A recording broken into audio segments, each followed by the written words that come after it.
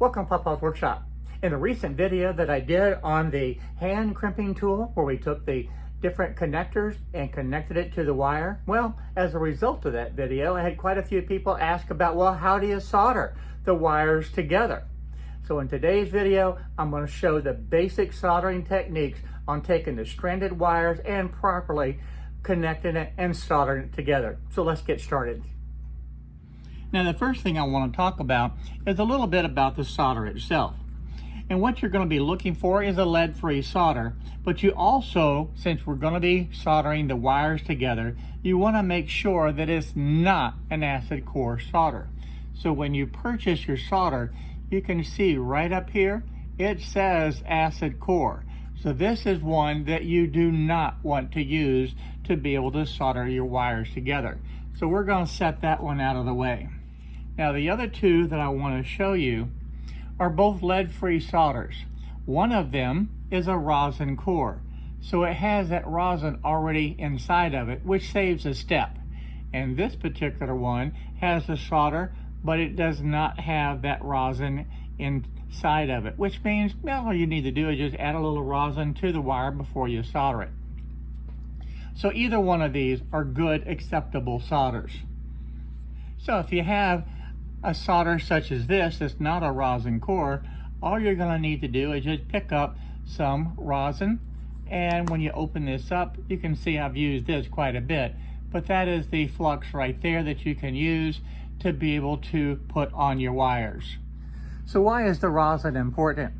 Well, that flux that's in that solder actually helps to flow and make the solder flow, because the wire itself is somewhat porous, and the solder will not flow on that wire if you do not have the flux on it. So that rosin that's in there actually is called flux, and that goes over the wire. It actually soaks into your wire, and then when you put the solder on it, that solder will be able to flow across the wire and get all into those various strands. Now I have both the Rosin Core solder as well as the solder without the rosin in it. But I use this paste an awful lot too. Now this is a rosin soldering flux, and this flux is actually very important because I actually use it to be able to not only clean the tip of the soldering iron, but I also be able to use it to be able to put that onto the wire. It makes it where when you heat that up, it actually soaks into the strands of the wire, and it makes it where the solder will flow much, much easier. In fact, try soldering a wire together without using a Rosin Core solder or without using this flux, and you're going to have a very difficult time. So that is a very important step to be able to have when you're soldering. Now this is a soldering iron I've used for a long time, and when I set it down, I have one of these type of little stands to be able to set the soldering iron on. And invariably this will fall off and it'll go any place but where I want it to go. So one of the things that I have opted to do is go with a little soldering stand like this to be able to securely hold the soldering iron, and it gives me a nice temperature control to be able to control the solder. The next thing I want to talk about is the maintenance on the tip itself. Now after I used this last one, there's some oxidation that was on this tip. I did not clean it. So I want to be able to go ahead and clean that. Now this sponge comes with this little soldering station. And all you have to do is just add the water to it. And with that soldering iron hot, you can clean it easily. By taking a little damp sponge, I can roll this across into that tip, and you can see it starts to get that oxidation off. Then you can take this, is a tip cleaner, and that will further be able to clean that tip, because having a nice clean tip is very, very important when you solder. Now with this kit, it comes with the soldering tip cleaner also, and it's the same thing. You can see this, and you can just stick your soldering gun in there, and that will help to clean that tip, as you can see right there. Now when you tin the tip, all that boils down to is putting a small amount of the solder onto the tip of the soldering iron. And you can see that's going to flow across there. Well, it's not quite hot enough. There it goes. Now you do, of course, have to make sure that it's hot enough when you're tinning the tip. But at this point, it's ready to go. Now what I want to do is just go ahead and wipe off the excess, and then I'm going to set this one aside because I really want to talk about this new workstation. Now when I turn on this unit, you can see the temperature, and I can literally control the temperature and put it anywhere that I want to have it. So right now I'm just going to set it right here in the middle, and it's going to increase this temperature to 634 degrees. Now this is in Fahrenheit. Just by switching this switch, you can switch it over to centigrade, and in centigrade that'll be the 335 degrees. Now this stand keeps it where it's out of the way and safe. And the other thing that I like is this heats up so quick. It does not take hardly any time to be able to heat up. And just like that, that is ready to be able to solder. That heats up much quicker than this soldering iron over here.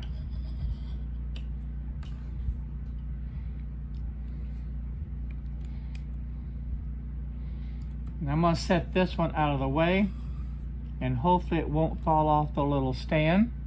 And then we're going to use this one because this is so much easier to be able to use. Okay, to be able to set up your wire to be able to solder together, the first thing we want to do is strip the installation back about 3/4 of an inch. And we'll do that on both ends.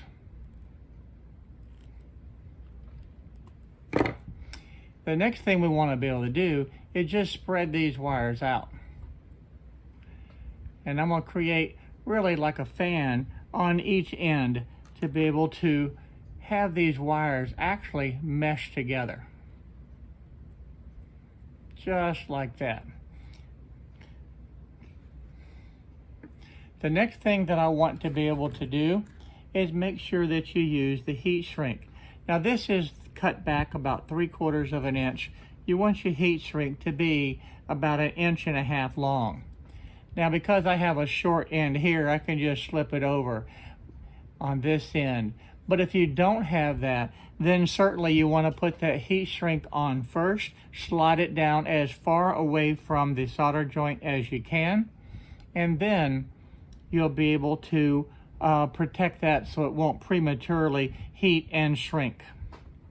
And the next thing we want to be able to do with these spread out like this is just go ahead and let them mix together.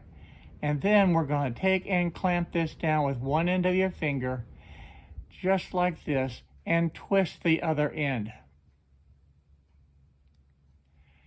And then I can come back to the other side and twist it together. That's how you want it to be able to look. Then from there, you need a method to be able to secure it together.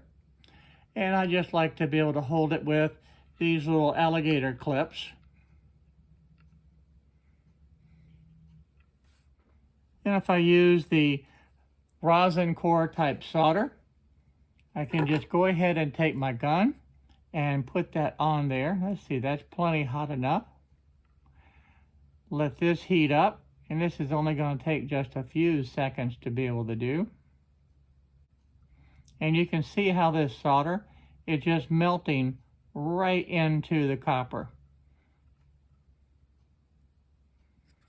And I'm going to move the solder down to each end to be able to do that. And you see it's nice and shiny. It soaks into the strands. I need to heat that up just a little bit more. There we go. You don't want to use too much solder. You want to be able to have a nice thin coat, just to be able to see through just a little bit with the copper wire. So that actually looks real good. Now I'm going to let that cool for just a couple of minutes, and then we'll put the heat shrink over it. Now that this is cooled, I can go ahead and remove it and show you up close. That's a real good joint. That's what it should look like. And then from there, we're just going to slide the heat shrink material over this so that's right in the center. Just like that. Now I like to use a lighter. You can use a heat gun to be able to do this also. And this doesn't take a whole lot, but it will shrink down and conform to the other material. And that gives you a good bond. That is not going to come loose and should last a long, long time. Having a unit like this really helps me to be able to solder much more effective. When I'm done, I can just turn this off. And of course, make sure you clean that tip before you put it away, so it'll be ready for the next time.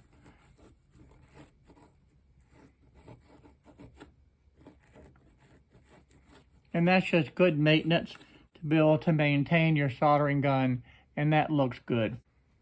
And that tip's ready. I can store it back in the holder. And one of the things that I like to be able to do is be able to keep my solder on this roll. I'm just going to roll that right around. And I also have the Rosin Core solder that I use. I'm going to put both of them on there, and then it'll just snap into the holder. And that keeps everything together, and it's ready for the next time. So I'll let this cool down, and then I'll be able to put this away and for the next time that I need to do some soldering. Now this soldering iron stand does come with some other tips.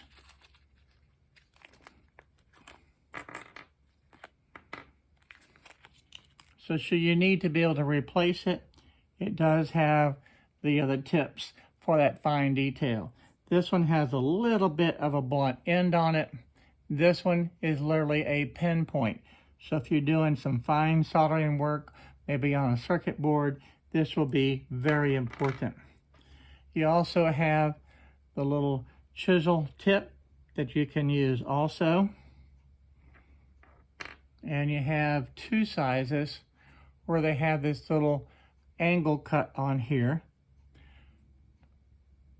So it gives you for really any type of application that you need to be able to have your soldering needs met. So I'm going to go ahead and put these back into the little package, and I'm going to be able to store them there. And that's a convenient way to be able to store them.